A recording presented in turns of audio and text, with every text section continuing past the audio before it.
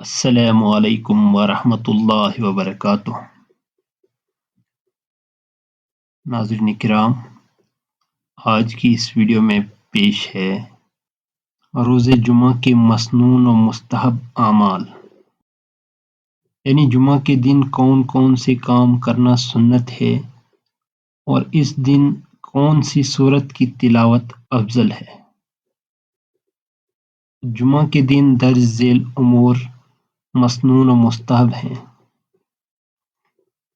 Number 1 غسل کرنا، number 2 مسواک کرنا، نمبر 3 خوشبو لگانا، نمبر 4 عمدہ لباس پہننا اور نمبر 5 بالوں میں تیل لگانا۔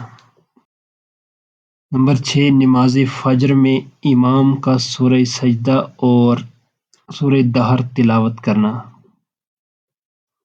نمبر 7 نماز جمعہ کے لیے پیدل جانا اور نمبر 8 جمعہ کے لیے مسجد میں جلدی جانا اور نمبر 9 امام کے قریب بیٹھنا۔ نمبر 10 جمعہ کے خطبے کو خاموشی کے ساتھ سننا۔ نمبر 11 نماز جمعہ میں امام صاحب کا سورہ اعلیٰ اور سورہ غاشیہ یا سورہ جمعہ اور سورہ منافقون کی تلاوت کرنا۔ نمبر 12 جمعہ کے دن درود پاک کثرت سے پڑھنا اور نمبر 13 جمعہ کے دن دعا مانگنا، خاص کر دونوں خطبوں اور عصر و مغرب کے درمیان۔ واضح رہے کہ دونوں خطبوں کے درمیان دعا دل ہی دل میں کی جائے، زبان سے نہیں، اور نہ ہی اس کے لیے ہاتھ اٹھائے جائیں۔ جہاں تک مسئلہ ہے جمعہ کے دن کون سی سورت کی تلاوت کرنا افضل ہے، تو جمعہ کے دن سورہ کہف کی تلاوت کرنا افضل ہے۔ احادیث شریفہ میں اس کے بڑے فضائل مذکور ہیں۔